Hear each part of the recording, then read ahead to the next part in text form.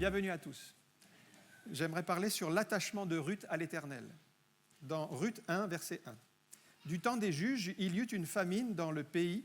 Un homme de Bethléem de Juda partit avec sa femme et ses 2 fils pour faire un séjour dans le pays de Moab. Le nom de cet homme était Élimélec et celui de sa femme Naomi. Les 2 fils s'appelaient Malcon et Kiljon. Ils étaient Éphratiens de Bethléem de Juda. Arrivés au pays de Moab, ils y fixèrent leur demeure. Élimélec, mari de Naomi, mourut, et elle resta avec ses 2 fils. Ils prirent des femmes moabites, dont l'une se nommait Orpa et l'autre Ruth. Ils habitèrent là environ 10 ans. Malcon et Kiljon moururent aussi, tous les 2, et Naomi resta privée de ses 2 fils et de son mari. Puis elle se leva, et ses belles-filles, afin de quitter le pays de Moab, car elle apprit au pays de Moab que l'Éternel avait visité son peuple et lui avait donné du pain. Elle sortit du lieu qu'elle habitait, accompagnée de ses 2 belles-filles, et elle se mit en route pour retourner dans le pays de Juda. Naomi dit alors à ses 2 belles-filles, « Allez, que chacune retourne à la maison de sa mère. Que l'Éternel use de bonté envers vous, comme vous l'avez fait envers ceux qui sont morts et envers moi. Que l'Éternel vous fasse trouver à chacune du repos dans la maison d'un mari. » Et elle les baisa. Elles élevèrent la voix et pleurèrent. Et elles lui dirent, « Non, nous irons avec toi vers ton peuple. » Naomi dit, « Retournez, mes filles, pourquoi viendriez-vous avec moi? Ai-je encore dans mon sein des fils qui puissent devenir vos maris? Retournez, mes filles, allez, je suis trop vieille pour me remarier. Et quand je dirai, j'ai de l'espérance, quand cette nuit même je serai avec un mari et que j'enfanterai des fils, attendriez-vous pour cela qu'ils aient grandi? Refuseriez-vous pour cela de vous marier? Non, mes filles, à cause de vous, je suis dans une grande affliction de ce que la main de l'Éternel s'est étendue contre moi. » Et elles élevèrent la voix et pleurèrent encore. Orpa baisa sa belle-mère, mais Ruth s'attacha à elle. Naomi dit à Ruth, « Voici ta belle-sœur est retournée vers son peuple et vers ses dieux. Retourne comme ta belle-sœur. » Ruth répondit, « Ne me presse pas de te laisser, de retourner loin de toi. Où tu iras, j'irai. Où tu demeureras, je demeurerai. Ton peuple sera mon peuple, et ton Dieu sera mon Dieu. Où tu mourras, je mourrai, et j'y serai enterré. Que l'Éternel me traite dans toute sa rigueur, si autre chose que la mort vient à me séparer de toi. » Naomi, la voyant décidée à aller avec elle, cessa d'insister auprès d'elle. Elles firent ensemble le voyage jusqu'à leur arrivée à Bethléem, et lorsqu'elles entrèrent dans Bethléem, toute la ville fut émue à cause d'elles, et des femmes disaient, « Est-ce là Naomi ?» Et elle leur dit, « Ne m'appelez pas Naomi, appelez-moi Mara, car le Tout-Puissant m'a rempli d'amertume. J'étais dans l'abondance à mon départ, et l'Éternel me ramène les mains vides. Pourquoi m'appelleriez-vous Naomi, après que l'Éternel s'est prononcé contre moi et que le Tout-Puissant m'a affligé? » Ainsi revinrent du pays de Moab Naomi et sa belle-fille, Ruth, la Moabite. Elles arrivèrent à Bethléem au commencement de la moisson des orges. Amen. Il y a certains passages difficiles dans la vie et vous êtes peut-être sur un chemin facile aujourd'hui. On ne sait pas quel sera le chemin de demain parce que l'adversité peut frapper n'importe quand. Peut-être aujourd'hui, tout va bien pour vous. Si vous êtes marié, vous avez une maison, vous avez des enfants, vous avez un travail, tout va bien. Eh bien, merci Seigneur. Mais nous savons que l'épreuve peut frapper d'un jour à l'autre. L'adversité va révéler le caractère de chacun, la profondeur des gens. Nous connaissons souvent les gens de manière superficielle, mais quand nous passons par une épreuve, cela révèle le caractère. Nous voyons les gens sous un autre jour.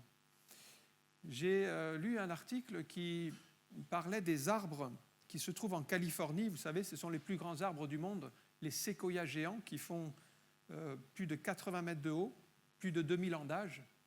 Et la particularité, c'est qu'ils ont des pommes de pin qui restent fermées. Elles restent fermées, elles peuvent rester fermées pendant même 20 ans sans s'ouvrir.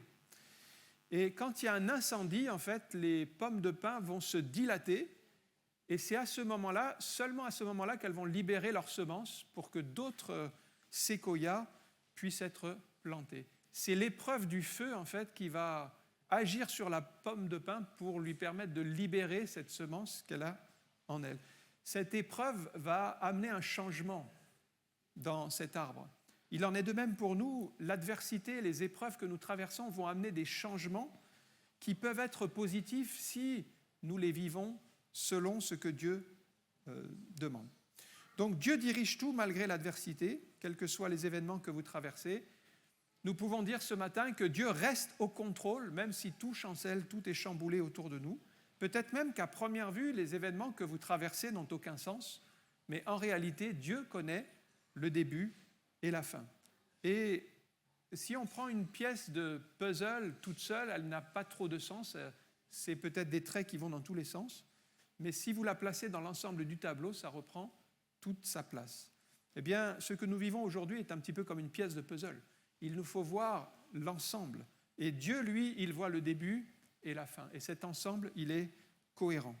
L'adversité vous permettra peut-être de rencontrer d'autres personnes que Dieu a prévues pour vous. L'adversité vous poussera peut-être à aller dans tel ou tel endroit, et c'est Dieu qui le permet. Alors ici, il y a une famine en Israël. C'est au verset 1. Et je me suis posé la question, une famine dans le pays de Canaan, comment se fait-il qu'il y ait une famine dans le pays de Dieu ? Canaan, c'est un pays où coule le lait et le miel. On peut dire que c'est le lieu de la bénédiction, c'est le lieu où il fallait être. Et ils ont lutté, ils ont combattu du temps de Josué, du temps des juges, pour s'implanter dans ce pays de Canaan. Mais voilà une famine. Mais il y avait une raison. Il faut lire Lévitique chapitre 26, verset 14, pour remonter un peu.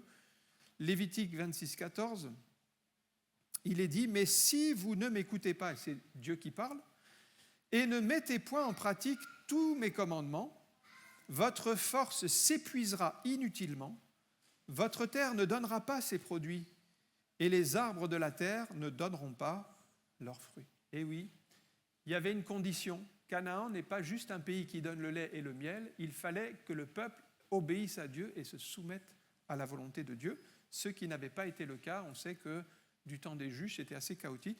Et donc, ils n'ont pas écouté Dieu, et donc Dieu, à un moment donné, les a éprouvés en faisant survenir la famine. Alors, quand il y a la famine, deux possibilités. Soit on se repent, on revient vers Dieu, on demande pardon à Dieu, on cherche sa face pour qu'il envoie sa bénédiction, ou soit ils ont fait le choix, eux, de partir, de quitter Canaan et d'aller vers Moab.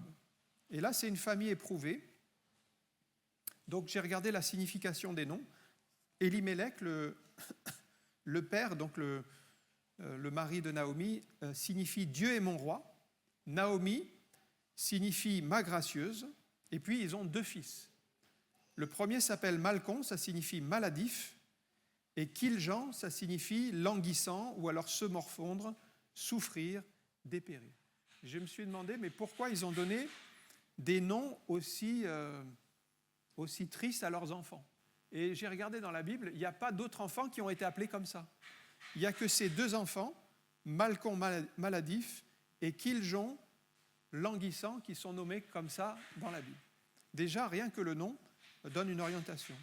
Alors, ils habitent à Bethléem. On sait que Bethléem, c'est la maison du pain.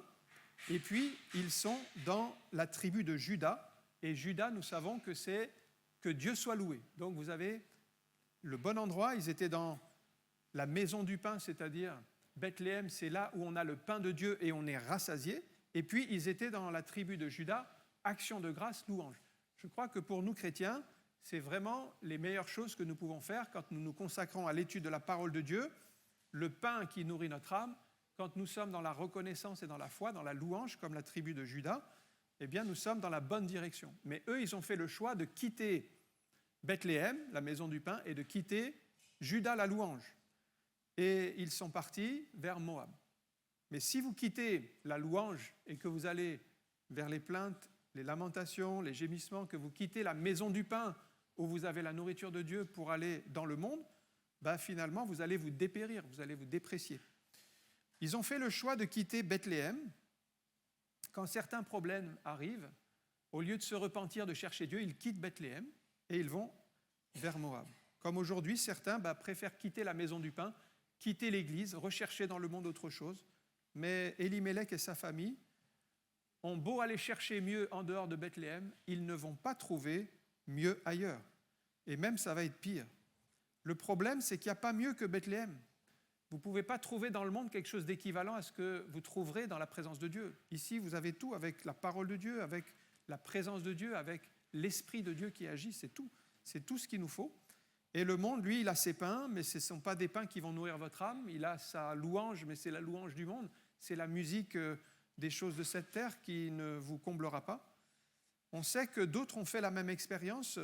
Si on lit un petit peu l'histoire dans le passé, on revient à Abraham. Il a aussi connu la famine.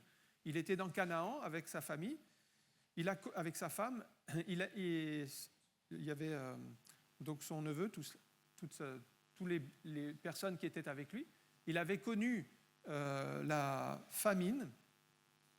Et à cause de cela, il a quitté Canaan pour aller en Égypte. Et puis, il avait tellement peur pour sa femme qu'il a demandé à sa femme « Dis que tu es ma sœur », par crainte qu'on ne le tue à cause de sa femme et qu'on lui prenne sa femme. Au début, tout s'est bien passé, donc le mensonge a fonctionné. Et à cause de Sarai, Abraham reçoit des cadeaux. Il reçoit des cadeaux. Alors il pouvait dire merci Seigneur pour les cadeaux. Mais c'est parti quand même sur un mensonge. C'est parti sur une tromperie. Alors il reçoit des cadeaux du Pharaon, il reçoit des brebis, il reçoit des bœufs, il reçoit des ânes. Et puis Abraham, il prend tout ce qu'il reçoit comme cadeau. Il reçoit des serviteurs, il reçoit des servantes, et lui, il prend tout. Mais attention, parce que parmi ces cadeaux, lorsque la vérité éclate et qu'Abraham s'en va, il y avait une des servantes qui faisait partie des cadeaux du Pharaon, qui s'appelait Agar, et qui va donner la naissance à Ismaël, qui va devenir un ennemi du peuple de Dieu. Quand on part sur le compromis, dans le mensonge, les demi-vérités, peut-être il y aura des avantages, mais attention, un jour ou l'autre, ces avantages qui sont mal acquis, qui sont impropres, s'avéreront néfastes et pourront nous perdre. Donc, attention, soyons vigilants. Abraham en a fait l'expérience. Élimélec et Naomi, pour revenir à eux, ils ont quand même fait le choix de quitter Bethléem pour aller vers Moab, mais il faut rappeler qu'est-ce que c'est Moab. Moab, c'est quand même un peuple ennemi du peuple de Dieu. Ce n'est pas là où un croyant, il peut aller s'épanouir et faire sa place. Mais bon, ils ont fait ce choix. C'est l'image du péché qui abonde. Sophonie 2,9, alors la Bible en parle de Moab. C'est pourquoi je suis vivant, dit l'Éternel des armées, le Dieu d'Israël. Moab sera comme Sodome et les enfants d'Ammon comme Gomorrhe, un lieu couvert de ronces, une mine de sel, un désert pour toujours. Le reste de mon peuple les pillera, le reste des nations, de ma nation, les possédera. Voilà ce que c'est Moab. Voilà l'endroit où ils choisissent d'aller, alors qu'ils sont croyants. Ils savent que c'est Canaan qui est le pays de Dieu.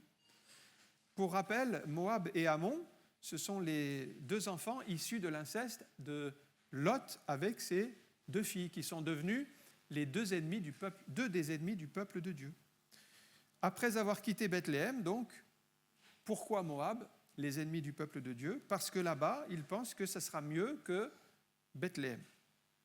Voilà le problème de certains qui quittent la présence de Dieu pour aller chercher, loin de Dieu, des bénédictions. Alors, ils retournent à leur ancien péché, que ce soit l'alcool, que ce soit la drogue, que ce soit l'impudicité. Mais si vous avez connu le Seigneur et que vous vous détournez du Seigneur pour aller, vous quittez Bethléem pour aller dans le monde, vous ne pourrez pas trouver la présence de Dieu, vous ne pourrez pas trouver la paix, vous ne pourrez pas trouver la bénédiction que vous aviez à Bethléem. Donc certains qui n'ont jamais connu la présence de Dieu, c'est-à-dire Bethléem, la maison du pain, ils ont connu que le monde, Moab et ses péchés. Alors, il y a une promesse pour vous, si vous êtes dans ce cas, c'est qu'il y a mieux que ce que le monde propose, c'est la maison du pain, c'est la présence de Dieu, c'est la nourriture spirituelle pour votre âme. Le choix d'un séjour provisoire, dès le début, on voit qu'ils ne veulent pas rester trop longtemps, parce qu'à la fin du verset 1, c'est dit, c'était pour faire un séjour, juste un séjour. Ils pensaient rester quelques jours seulement dans le pays. La Français courant dit « Ils allèrent habiter pour un temps dans Moab ». Donc, jusque le temps que la famine passe, vous voyez, on part dans un certain projet, mais qu'est-ce qui va se passer? Eh bien, finalement, au verset 2, « Ils s'y fixèrent leur demeure ». Ils étaient partis pour un séjour, mais ils y fixèrent leur demeure. C'est-à-dire qu'ils vont prendre racine dans Moab. Et ils vont rester des années. Et vous savez que les racines, dans un arbre, c'est ça qui le nourrit. Et quand vous plantez vos racines quelque part, c'est là que vous allez trouver votre substance. Et donc, eux, plantant leurs racines dans Moab, eh bien, ils vont ressortir les substances de ce pays. Et malheureusement, ce n'est pas le pays de Dieu. Regardez vos racines. Alors, où sont vos racines? Dans Psaume 92. Regardez le verset 13. Les justes de Toulouse-Ouest, alors j'ai rajouté Toulouse-Ouest, croissent comme le palmier. Ils s'élèvent comme le cèdre du Liban. Plantés dans la maison de l'Éternel, ils prospèrent dans les parvis de notre Dieu. Ils portent encore des fruits dans la vieillesse. Ils sont pleins de sève et verdoyants. Vous voulez porter encore des fruits dans la vieillesse? Les racines. Les racines doivent être plantées dans la maison de Dieu, dans la présence de Dieu, c'est-à-dire Bethléem, la maison du pain, dans Juda, la louange, et là, vous avez tout ce qu'il faut pour être prospère dans les parvis de notre Dieu. Deuxième point, c'est maintenant la mort qui frappe Élimélec et ses 2 fils. 3 morts dans cette affaire. Élimélec, c'est le père, donc il est parti loin de sa patrie, il a emmené sa famille loin de la maison du pain. On a dit qu'il était parti dans l'idée de séjourner quelque temps, mais finalement il s'est implanté là-bas. Le plan de Dieu, c'était bien pour lui Canaan. Bon, il a fait son choix, partir là-bas. Il a fait le choix de Moab. Certains choix vont être déterminants dans votre vie, vont vous éloigner de Dieu et vont avoir des conséquences aussi sur votre vie. Certains choix peuvent même écourter notre vie. Vous voyez, ici, ils ont fait un mauvais choix. Le père est mort et puis les deux fils en plus, vont mourir aussi. Donc Élimélec n'a pas seulement attiré le malheur sur sa vie, mais on voit bien que toute sa famille, elle va être quand même endommagée par son choix. Et en plus, ces 2 fils, ils ont tous les 2 épousé des femmes étrangères. Évidemment, il les a emmenés à Moab, un pays ennemi de l'Éternel, et eux, ils se sont mariés avec des femmes de Moab, des Moabites, donc des ennemis du peuple de Dieu à la base. Deutéronome 23, verset 3, il y avait des conseils ici. L'Ammonite et le Moabite, donc c'est les peuples en question, n'entreront point dans l'assemblée de l'Éternel, même à la 10e génération et à perpétuité, parce qu'ils ne sont pas venus au-devant de vous avec du pain et de l'eau sur le chemin de votre sortie d'Égypte. Voilà, on voit ce qui s'est passé. Donc ils ont fait alliance avec les Moabites et les 2 fils sont morts prématurément. En fait, la désobéissance d'un seul père pour toute sa famille, ça rejaillit comme un chaos. Et cette influence spirituelle, vous voyez, elle se voit. C'est-à-dire que les parents ont une influence spirituelle sur leurs propres enfants et vous devez faire les bons choix aussi pour vous-même, pour que vos enfants suivent le chemin du Seigneur. Élimélec a entraîné ses 2 fils dans son chemin. On peut réfléchir et se dire, mais si Élimélec avait connu tout ce qu'il allait arriver là-bas à Moab, est-ce qu'il serait vraiment parti dans cette direction? Est-ce qu'il aurait quitté Canaan? Bien certainement qu'il aurait réfléchi et qu'il serait resté à Bethléem. Un grand malheur s'est abattu sur cette famille parce qu'ils ont quitté la présence de Dieu pour chercher des pains ailleurs. Et c'est peut-être le cas de quelqu'un, il a quitté la présence de Dieu pour chercher dans le monde une satisfaction, mais il n'en trouve que souffrance, qu'amertume, il n'y a pas de solution. Priez plutôt pour chercher la volonté de Dieu dans vos vies, parce que toute opportunité, comme aller à Moab, ce n'était pas une bonne opportunité. Jacques 4,15 dit ceci, « Vous devriez dire au contraire, si Dieu le veut, nous vivrons, nous ferons ceci, nous ferons cela. » Plutôt chercher les projets de Dieu, qu'est-ce que Dieu veut pour notre vie, plutôt que de dire, j'ai un problème, alors je pars, et voilà, je ne prie pas, je ne cherche pas la volonté de Dieu.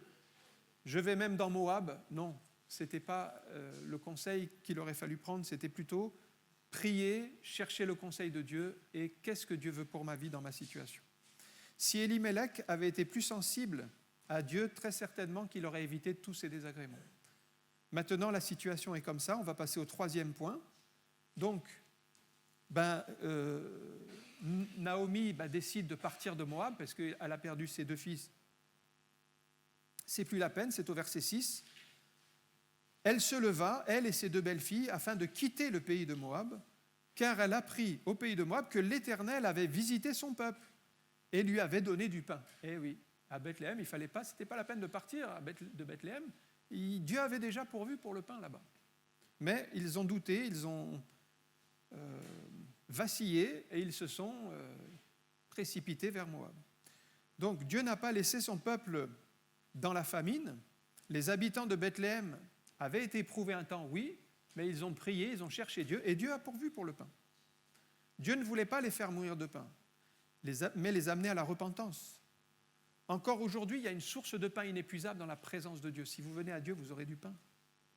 Certains se plaignent, ah oui, le pain, un peu comme la manne dans le désert, toujours la même manne, mais la parole de Dieu, elle se renouvelle. La manne dans le désert, c'était la nourriture de Dieu. Tous les jours, il y avait de la manne. Tous les jours, nous pouvons lire la parole de Dieu. Vous voyez, la manne, vous ne pouviez pas en prendre pour plusieurs jours d'affilée parce qu'elle pourrissait. Eh bien, la parole de Dieu, il faut la lire tous les jours parce que vous ne pouvez pas dire, tiens, moi, je vais lire la parole pour une semaine. Non, il faut que chaque jour, vous ayez votre portion. Comme la manne dans le désert était chaque jour pour une portion de manne, une parole de Dieu chaque jour pour votre cœur. Dieu veut visiter encore son peuple, encore aujourd'hui. On a toujours besoin d'être renouvelé, visité par le Saint-Esprit, un petit peu comme là dans Canaan. Eh bien, Dieu a visité son peuple et a donné du pain. Eh bien, nous pouvons prier pour que Dieu envoie aussi la pluie de la bénédiction de l'arrière-saison pour être remplis, renouvelés du Saint-Esprit. Les disciples ont toujours été remplis du Saint-Esprit une fois le jour de la Pentecôte et après ils furent à nouveau remplis du Saint-Esprit. Et par la suite, il faut rester à Bethléem, c'est-à-dire le lieu où Dieu donne le pain, la présence de Dieu, pour être visité par Dieu. Certains sont impatients, les choses ne se passent pas comme ils pensent, alors ils vont chercher ailleurs, mais prions et attendons-nous à recevoir le pain de Dieu. Quatrième point, c'est au verset 8, c'est Naomi qui congédie ses 2 belles-filles. Donc, les 2 belles-filles vont commencer le trajet avec elle pour aller en Canaan, mais Naomi va leur demander de retourner à Moab. Ruth 1, 8.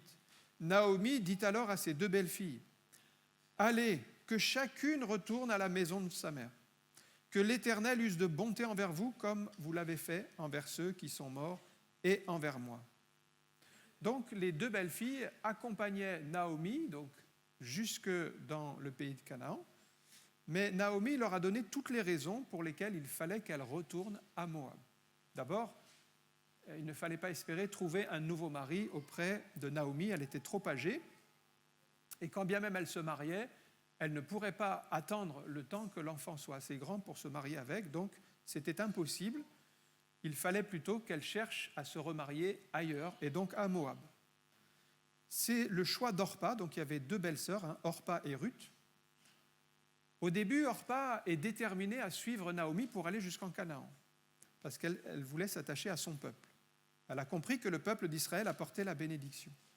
Mais finalement, en entendant Naomi, et c'est là qu'elle est éprouvée, elle se dit, est-ce qu'elle était vraiment attachée au Dieu de Naomi ? Elle n'était pas vraiment attachée au Dieu de Naomi, elle était attachée à Naomi, à son peuple, mais pas au Dieu de Naomi. C'est ça qui va faire une différence.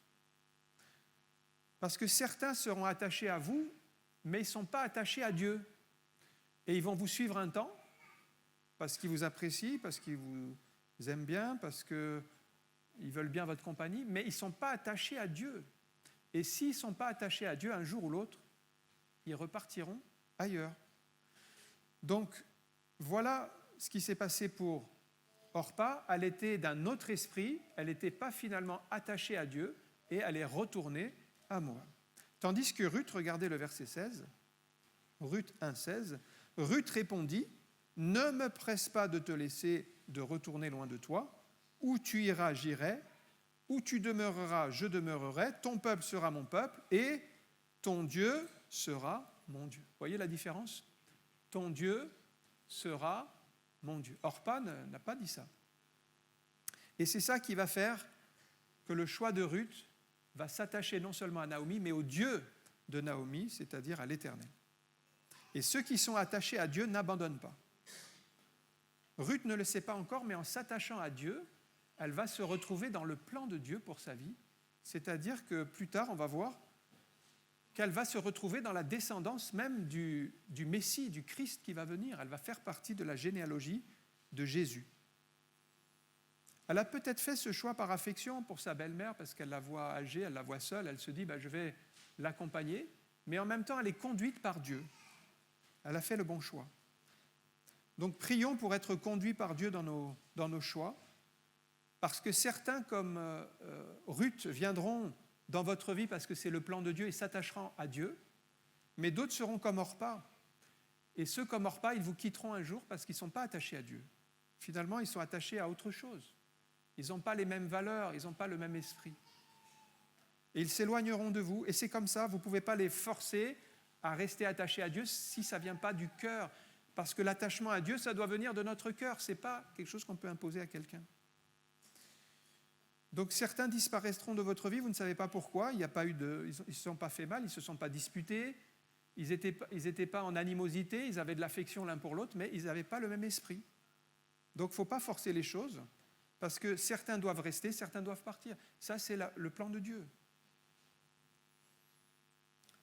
Certains qui partent même doivent partir parce que sinon ils vont être une occasion de chute. C'est Jésus lorsqu'il explique des enseignements un peu plus profonds aux disciples. Donc vous aviez des disciples de surface.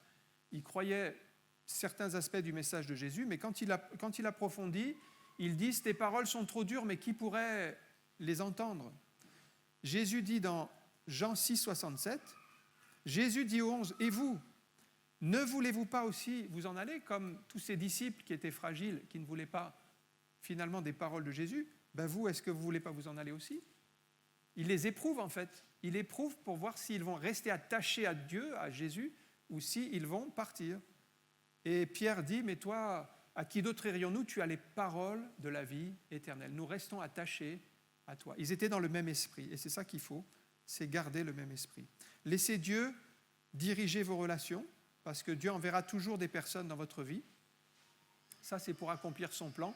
Il y a des bonnes personnes que Dieu va susciter. Et par contre, lorsqu'il y a des personnes qui sont là et qui vous quittent, restez dans la paix, parce qu'il y a parfois des personnes qui ne peuvent pas continuer avec vous. C'est comme ça, c'est qu'ils ont fait leur temps. Et c'est une perte de temps que de vouloir les retenir avec vous. C'est un peu comme si Ruth, comme Naomi, c'est un peu comme si Naomi avait forcé Orpa à les accompagner quand même, malgré son choix de retourner à Moab. Il ne fallait pas la forcer, il fallait la laisser suivre son chemin. C'était son choix. Donc, il faut du discernement pour savoir comment réagir, et ça se trouve dans la prière et dans la présence de Dieu. Un cinquième point maintenant, c'est le retour de Naomi à la case départ, de là où ils sont partis.